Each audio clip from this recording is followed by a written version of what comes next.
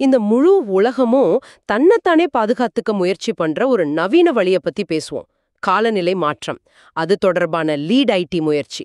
Lead ID, அதாவது leadership group for industry transition, 2019ல இந்தியாவும் ஸ்வீடனும் சேர்ந்து ஆரம்பிச்ச ஒரு முக்கியமான கூட்டமைப்பு. இதோட நோக்கம் ரொம்ப நேரடியானது.